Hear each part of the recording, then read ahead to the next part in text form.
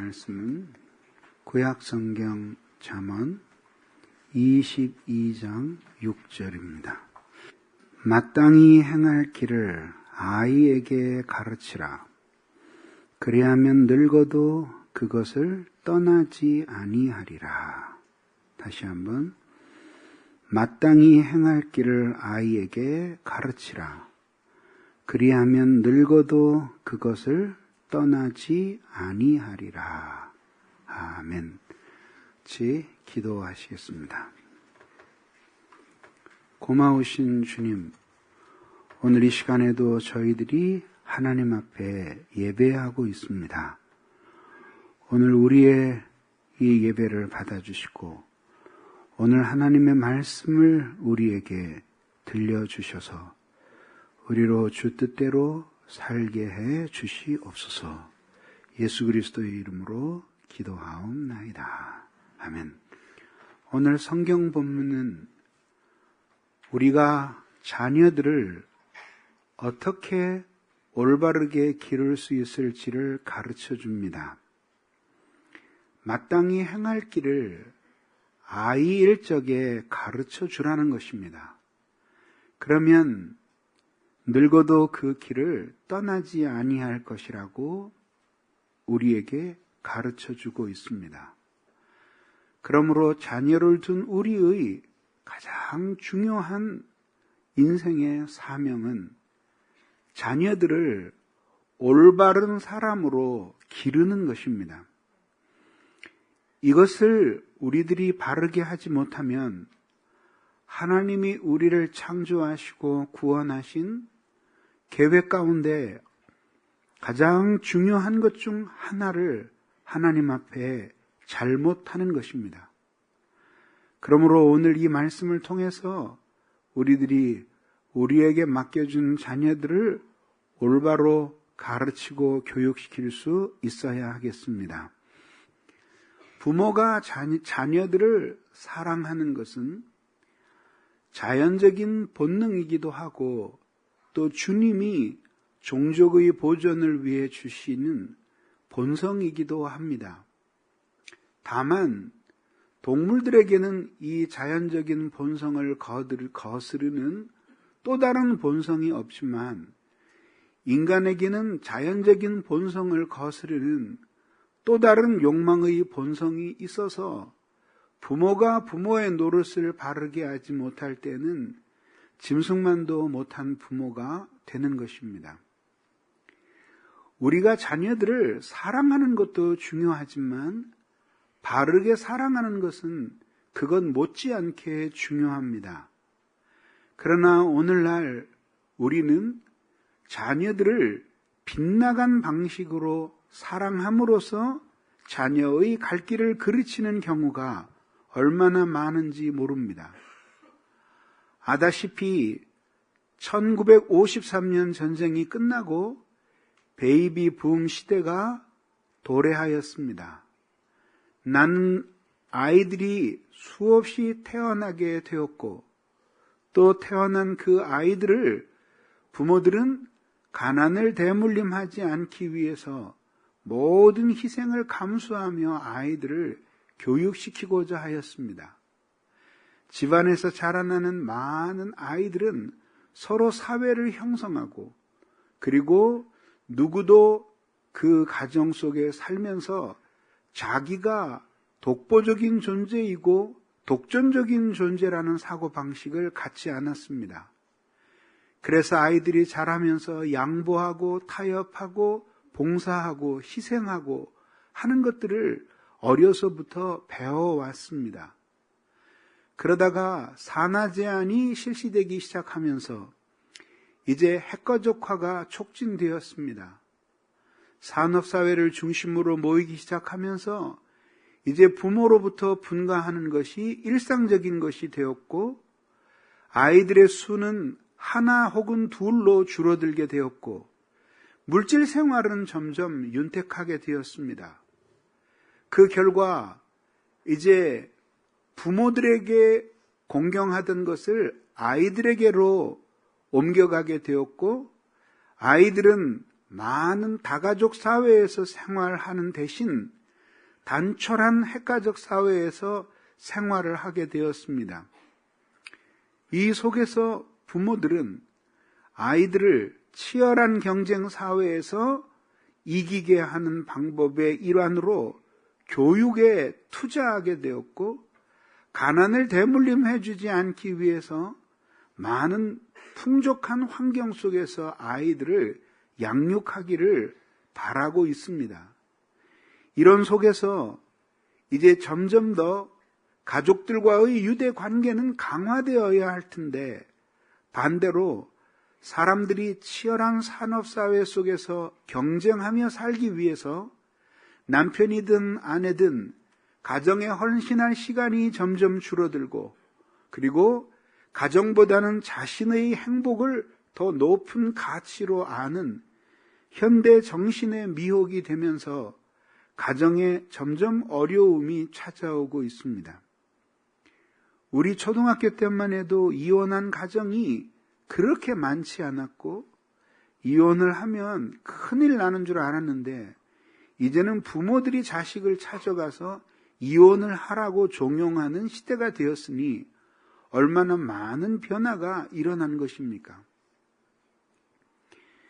이렇게 자녀들을 향한 사랑도 올바른 가치와 철학에 기초한 사랑이라기보다는 자기 사랑의 일환으로서 자녀들을 사랑하는 것이기 때문에 빗나간 자녀 사랑으로 흐르는 경우가 많이 있습니다.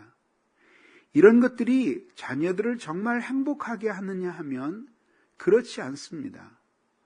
부모로부터 능력도 되지 않는 아이들이 높은 지위를 물려받는다든지 많은 물질을 소유하게 된다든지 하는 일들이 있게 되면 그 아이가 그런 삶의 풍족한 조건 때문에 행복해지지 않는다는 사실은 너무나 분명한 것입니다.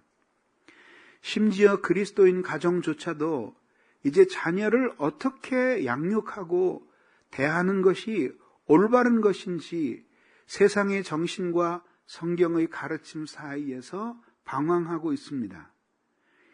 이러한 부모들에게 오늘 성경은 자녀를 위한 최고의 선물이 가르침이라고 소개하고 있습니다. 마땅히 행할 것을 아이에게 가르치라. 그러면 늙어서도 그 길을 떠나지 아니하리라고 말하고 있는 것입니다. 결국 인간이 타락하고 난 뒤에는 인간이 하나님이 자기를 창조하신 목적대로 살지 않는 존재들이 되었고, 그것이 결국은 비극인 것입니다. 그 길을 알지 못하기도 하거니와 또 알았다고 하더라도 그 길을 따라 걷는 것이 좋은 것인 줄 모르기 때문에 오히려 그 길로 행하지 않고 하나님을 거스르는 것이 그게 오늘날 사람들의 모습인 것입니다. 그러므로 인간에게 가장 중요한 것은 바로 자녀를 낳은 부모가 그 자녀에게 인생을 어떻게 살아야 할지를, 그리고 하나님을 어떻게 섬겨야 할지를 올바로 가르치는 것입니다. 이것이 가장 중요한 인생의 행복의 기본적인 여건인 것입니다. 인생의 행복은 결국 삶의 태도에 있습니다. 올바른 태도로 하나님을 섬기고 사람들과 관계를 맺으면서 살아갈 때에 그 사람은 행복할 수 있는 것이지, 모든 것을 자기의 마음대로 휘두르며 살 수 있는 자유를 가지고 있다고 해서 그 사람이 행복해지는 것은 아닙니다. 그러면 자녀를 위한 최고의 가르침이, 선물이 가르침이라면, 그러면 어떤 식으로 이 가르침을 주어야 하겠습니까? 우선 제일 먼저 진리를 알도록 가르쳐야 한다는 것입니다. 이 진리는 모든 것의 판단 기준입니다. 그래서 이 진리는 선악을 판단하고 참된 것과 거짓된 것들을 구분하고 일시적인 것과 영원한 것들 사이를 갈라놓습니다. 그러니 만약에 한 사람의 의식 속에 이런 진리의 기준이 없다고 한다면 선악의 구별도 불분명해지고 또 참된 것과 거짓된 것, 잠세적인 것과 영원한 것들 사이에도 구분이 희미해지게 될 것입니다. 그렇게 되면 사람은 끊임없이 판단의 착오를 불러일으킬 것이고, 그래서 악을 선으로 오해하거나 추한 것을 아름다운 것으로 착각하며 판단의 오류를 일으키게 될 것입니다. 이런 판단의 오류는 그 사람의 삶 자체를 이리저리 흔들리게 만들 것이고, 그런 속에서 인간이라는 것이 행복할 수가 없다는 사실은 너무나 분명하지 않겠습니까? 그러면 도대체 이 진리는 무엇입니까? 이 진리는 우리의 믿음과 삶의 규칙인데, 이 기준은 사실은 하나님 자신이십니다. 그러나 누구도 하나님을 직접 보아서 알 수 있는 사람이 없기 때문에 하나님은 당신을 더듬어서 알 만한 이 진리의 조각들을 이 세상 여러 곳에 펼쳐 놓으셨습니다. 이 진리는 자연의 모든 세계에도 묻어 있고, 인간의 마음과 정신 구조 속에도 묻어 있고, 또 이 세상의 역사와 사람의 경험 속에도 부분적으로 묻어 있습니다. 그래서 때로는 전혀 하나님을 모르는 사람들임에도 불구하고 물 흘러가는 것을 통해서, 그리고 사실사철의 변화를 통해서, 철마다 옷을 갈아입는 그런 식물과 생물의 변화를 통해서 거기에서 자연의 이치를 터득하였습니다. 거기에서 논리를 깨닫고 그 논리 속에서 자신의 삶에 적용할 지혜들을 찾았으니 이것이 바로 윤리였습니다. 그래서 자연을 통해 배우고 논리를 통해 이론을 만들고 마지막에 그것을 삶에 적용해서 살아가는 것을 배우게 되지 않습니까? 아마 여러분도 물이 높은 곳에서 낮은 곳으로 흐른다는 자연의 이치를 순리대로 살아야 한다는 윤리의 가르침으로 이어서 배우기를 여러 차례 하였을 것입니다. 그러나 이러한 쪼가리 흩어져 있는 이 모든 진리들은 사실은 진리의 원천 하나로 수렴합니다. 그것이 바로 성경 계시인 이 진리의 책 성경입니다. 그러므로 만약에 우리들이 성경 없이 자연의 모든 사물들을 본다면 거기에서 조금씩 얻어내는 인생의 지혜는 있을지 모르지만 그것은 마치 전체적인 그림으로 맞추어지지 않은 퍼즐처럼 보는 사람마다 다른 생각을 갖게 만들 것입니다.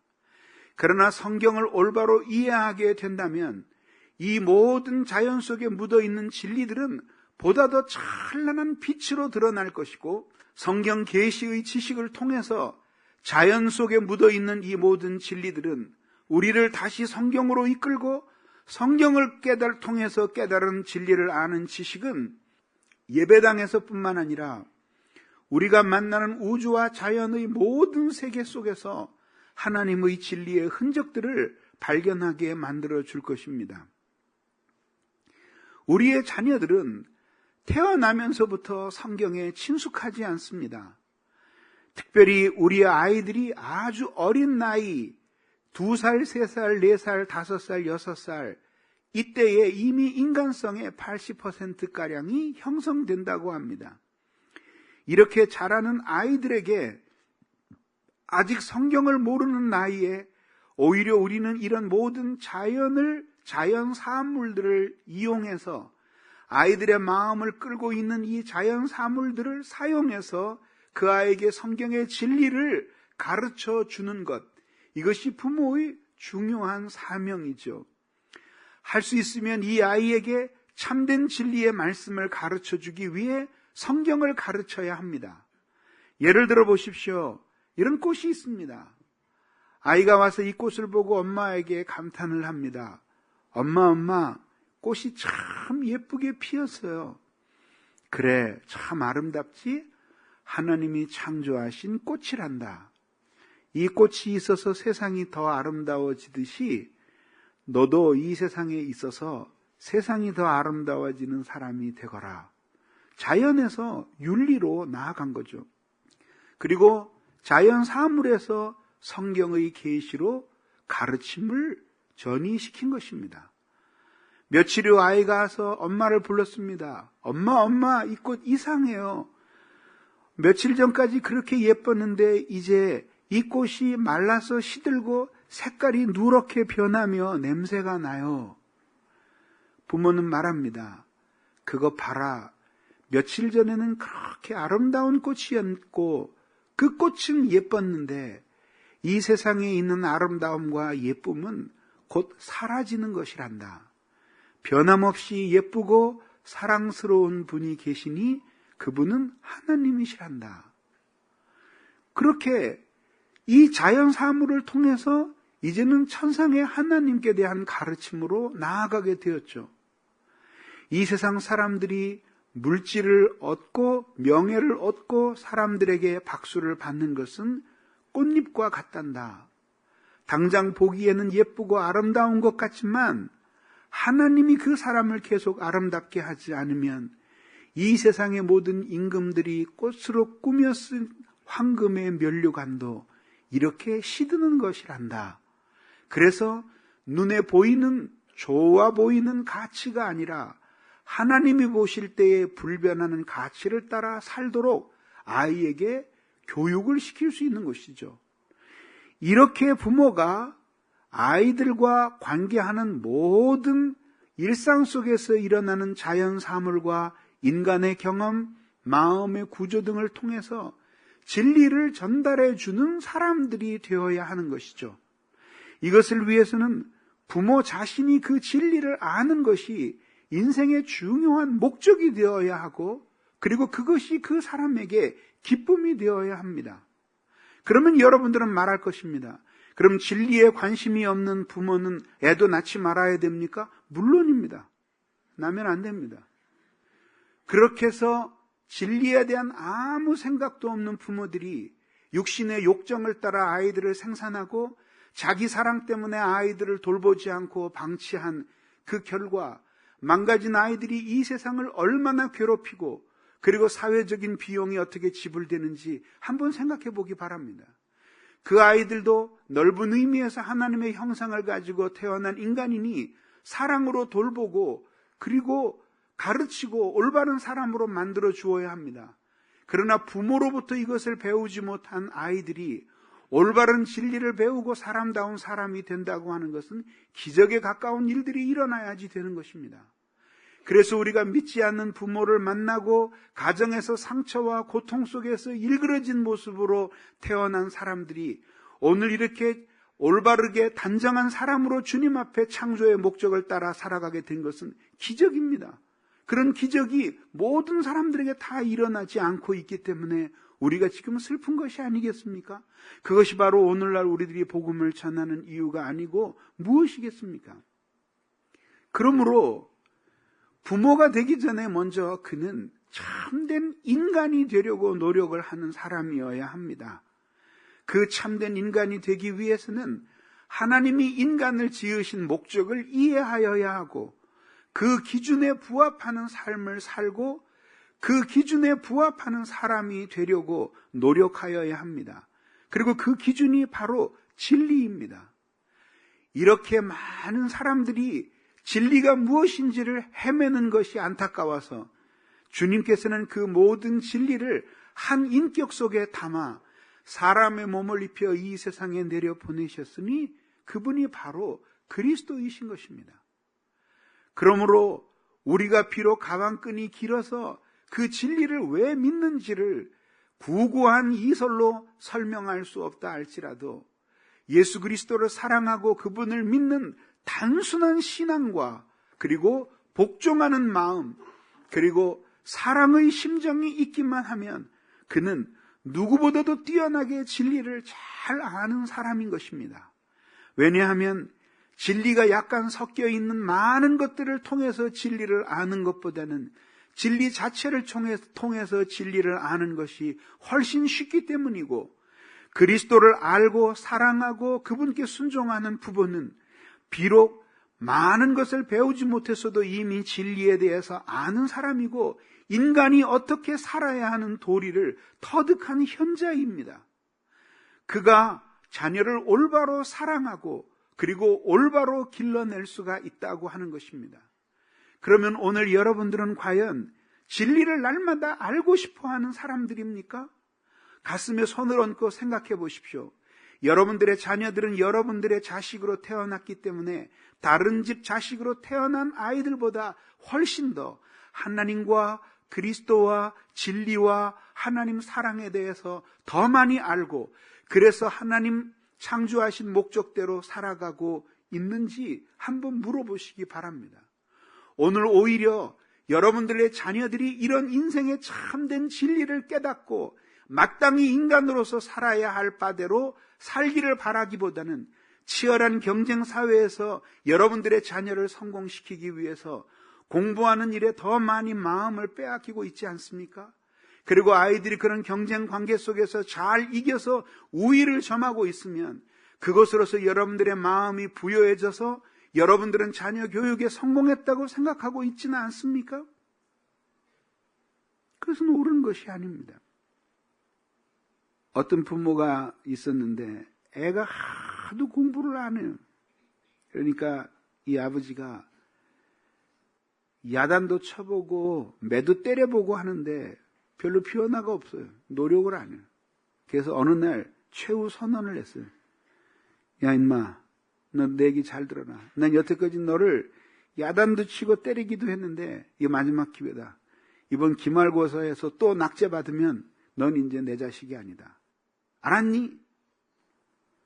드디어 한 달이 지나고 기말고사가 끝났습니다. 아무래도 시험 이렇게 봤어요 하는 성적표를 안 가져와. 그래서 아버지가 애 방을 두들겼어요. 야, 너 왜 시험 봤는데 성적표 안 가져오냐?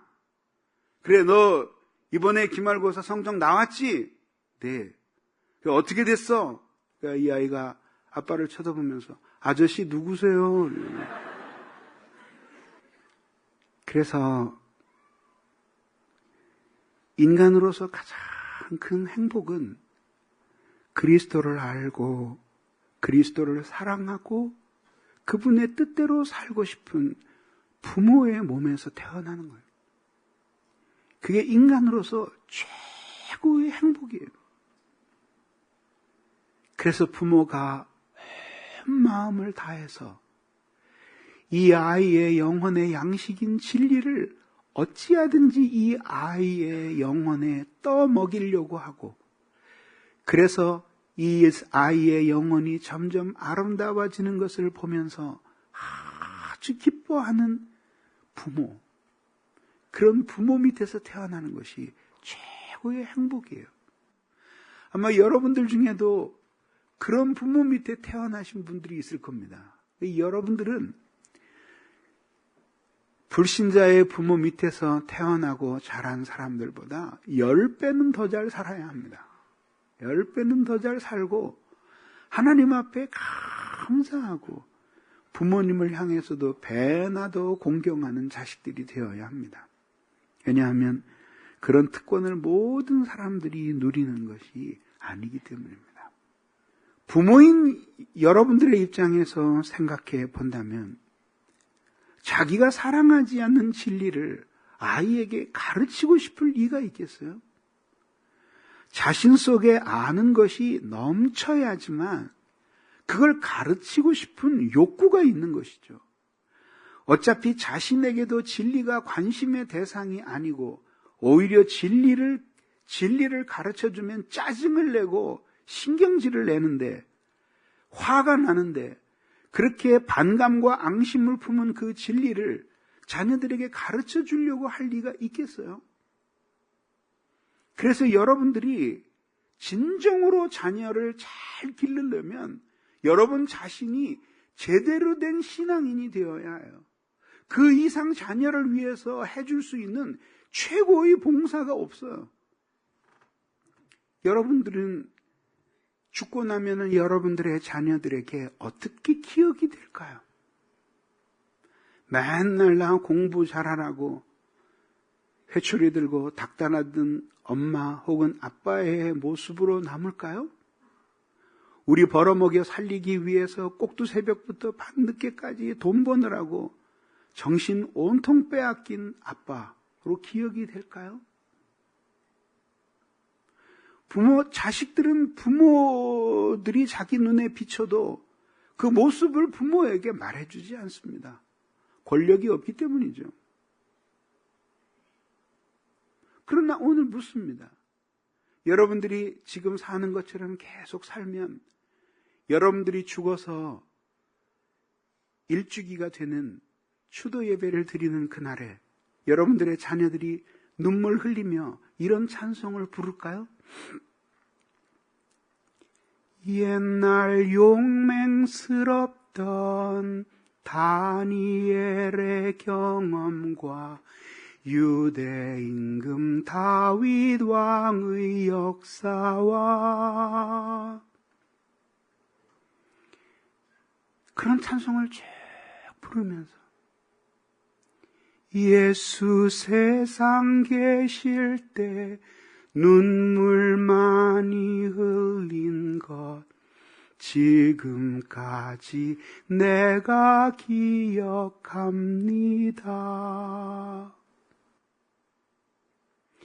예수 세상 계실 때 많은 고생 보시고 십자가에 달려 돌아가신 일, 어머님이 읽으며 눈물 많이 흘린 것 지금까지 내가 기억합니다. 여러분들은 자녀들 눈에 그런 엄마입니까? 예수 세상 계실 때 많은 고생 보시고 십자가에 달려 돌아가신 일 읽으면서 눈물을 흘리던 성경의 어머니입니까? 성경의 아버지입니까? 자녀들에게 진리를 잘 알도록, 그래서 참답게 주님을 알고 믿고 사랑하는 것이 무엇인지를 가르쳐주기 위해서 애쓰는 부모들이 되시기를 바랍니다. 그러기 위해서는 여러분들이 열심히 이 진리의 말씀을 배우는 사람들이 되어야 합니다. 그 기쁨이 여러분의 마음속에 가득 있을 때 자녀들에게 이 진리를 알게 할 수 있을 것입니다. 두 번째는 모본을 보도록 가르쳐야 합니다. 읽는 것, 들리는 것은 읽히는 것보다 호소력이 있고 보이는 것은 들리는 것보다 훨씬 더 또렷하게 우리의 기억 속에 남습니다. 부모가 자식들에게 이렇게 사는 것이 참된 인간의 본분이란다, 그것을 보여줄 수 있을 때 부모의 말이 자녀들에게 법이 될 수 있는 것이에요.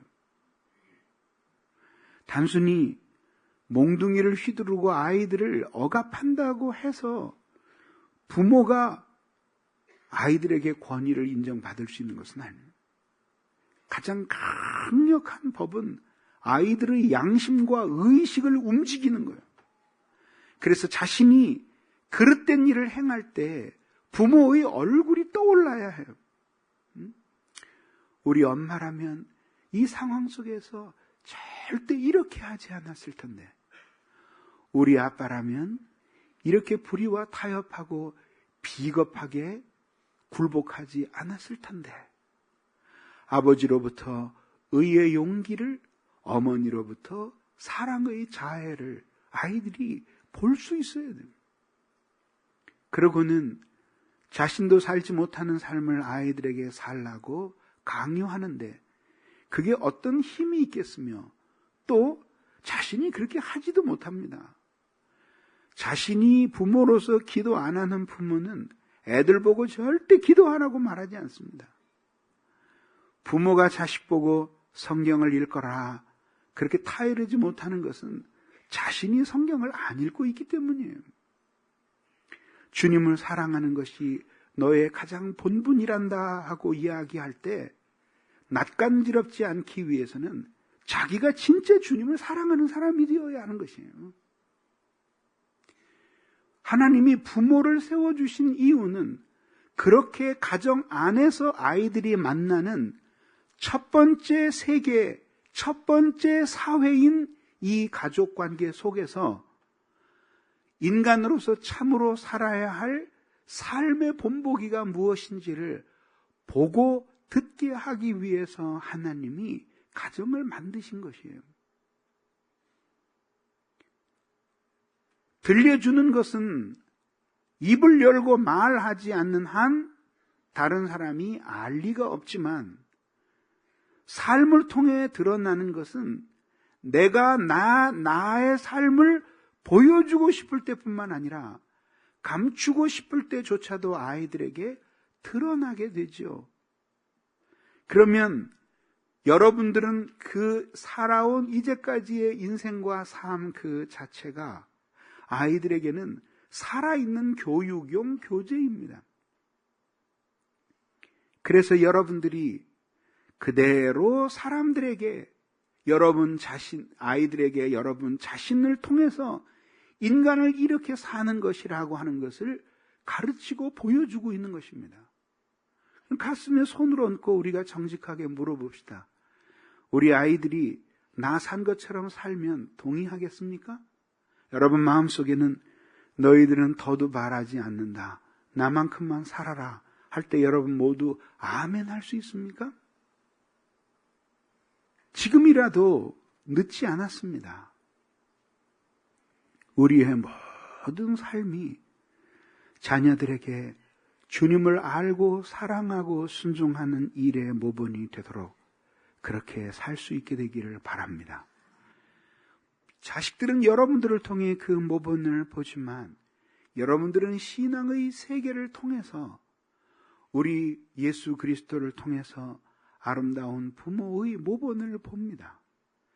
경건한 부모를 둔 사람들은 부모로부터도 이 모본을 배우거니와 그럴 기회가 없던 사람들도 핑계할 수 없는 것은 부모보다도 더 큰 사랑으로 우리에게 다가오셔서 당신의 놀라운 은혜와 사랑을 하나님이 우리에게 보여주셨기 때문입니다. 그러므로 여러분들이 진실한 사랑으로 주님을 본받는다면 여러분들은 비록 부모로부터 그것을 배우지 못했어도 자녀들에게는 보여줄 수 있는 사람들이 될 것입니다. 마지막 세 번째는 자녀가 여러분들을 통해 사랑을 받도록 그렇게 가르쳐 주어야 하는 것입니다. 오늘날 교육을 시키는 모든 것들은 틀에 박힌 교육이 아닙니까? 마치 자라나는 식물을 철사로 감아서 분재를 만드는 것처럼 그렇게 우리의 자녀들을 교육시키고 있지 않습니까? 엄밀하게 말하면 그 교육이라는 것도 지식의 전달이요, 산업사회에서 치열한 경쟁을 통해서 살아남고 남을 이기기 위한 그런 종류의 교육에 치중할 때가 얼마나 많이 있습니까? 그러는 속에서 아이들은 부모로부터 수없는 지시는 받지만 사랑은 잘 받지 못합니다. 특히 산업사회가 되면서 부모, 남편이든지 아내든지 모두 사회생활 속에 투자하는 시간들이 너무 많기 때문에 가족들과 연합을 이루며 살지 못하고 있습니다. 이런 속에서 자녀들이 부모로부터 충분한 사랑을 받지 못하고 있는 것이죠.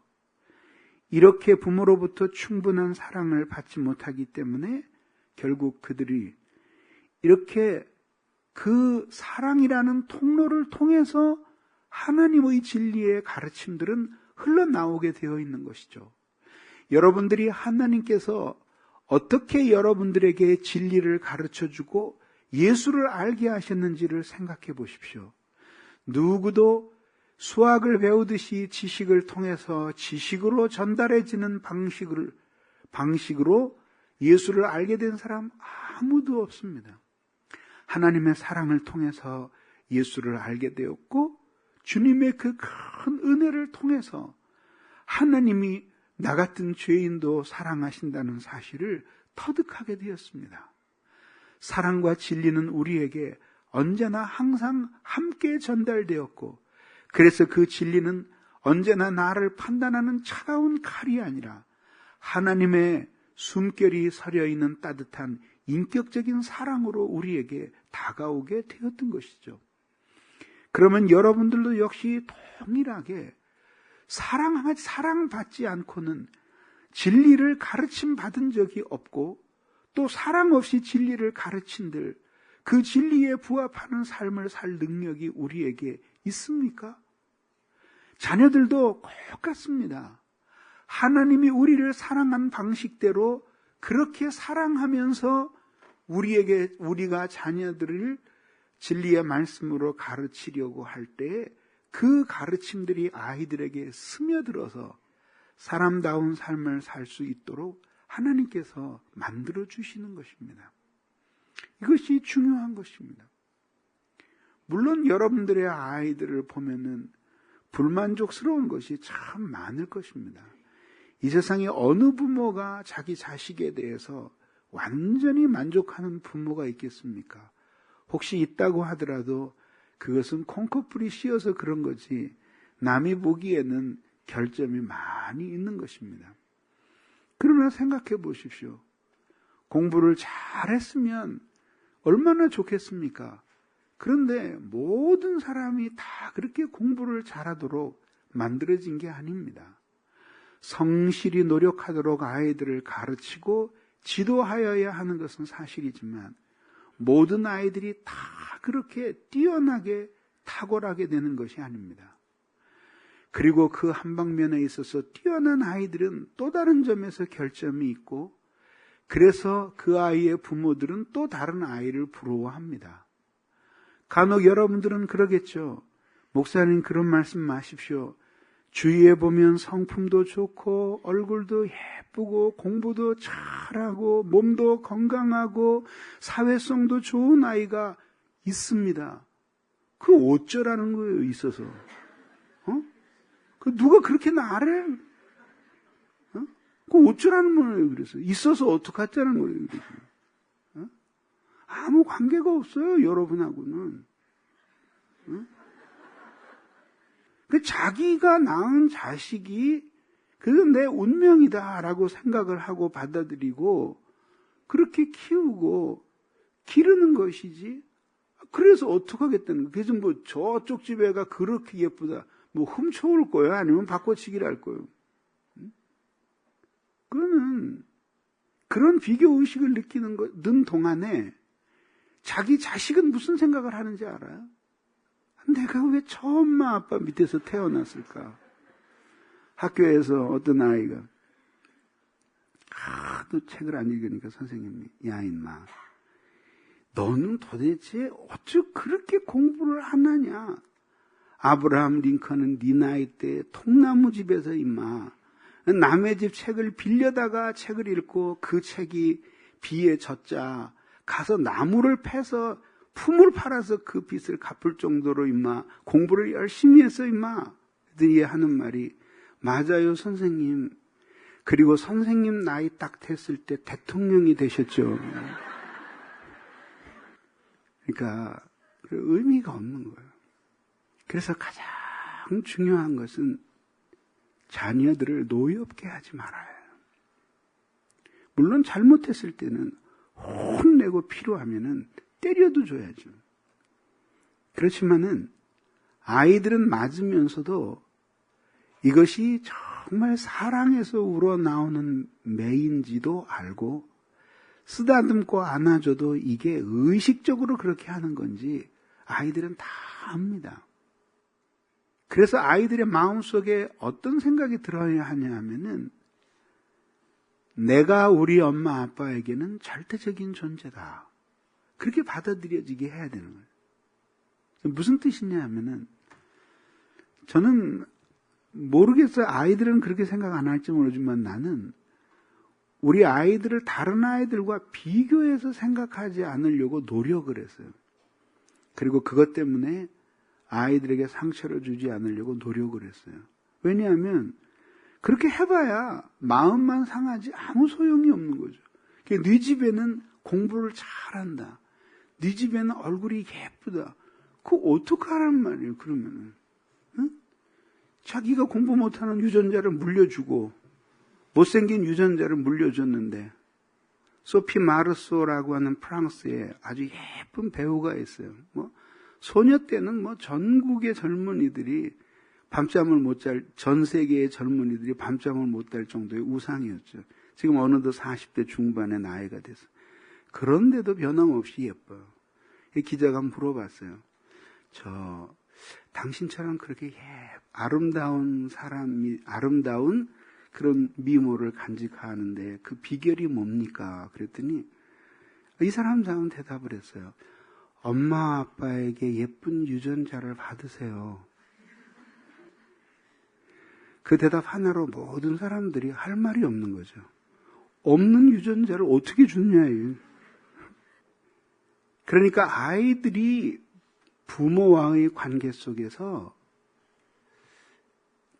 내가 공부 잘하거나 얼굴이 예쁘거나 말 잘 들어서가 아니라 나 자신이 당신의 아들이요 자녀라고 하는 사실 자체가 우리 부모에게는 기쁨이구나.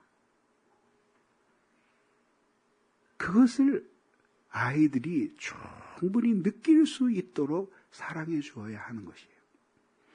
물론 하나님도 여러분들이 순종하고 주님을 잘 봉사할 때에는 더 많은 사랑을 느낄 수 있었고, 그렇지 않고 번나갈 때에는 하나님의 사랑이 잘 안 느껴진 적이 있었죠.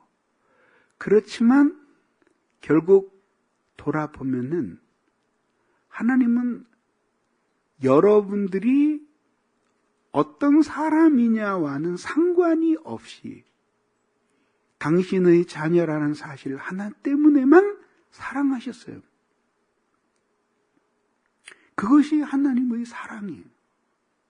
그러면 자녀들도 그런 사랑을 여러분들로부터 충분히 받을 수 있도록 그렇게 자녀들을 양육하여야 하는 것이에요. 사랑은 마음으로부터 시작하는 것이에요. 이 아이를 보면서 단점과 결점, 이웃 아이들과의 열등한 점을 찾아내고 의식하기 시작하면 여러분도 하나님이 아닌데 사랑이 쉽게 마련이에요. 그리고 급기야 아이들이 부담스럽게 느껴지게 마련이에요. 그렇게 하면 안 돼요. 그래서 아이들 그 관계 자체를 아주 소중하게 여기고 사랑하는 부모들이 되기를 바랍니다. 말 안 해도 사랑한다고 아이들에게 매일 그러지 않아도 전해집니다. 아이들의 마음속에 전해집니다. 당신은 사랑받기 위해 태어난 사람, 당신의 삶 속에서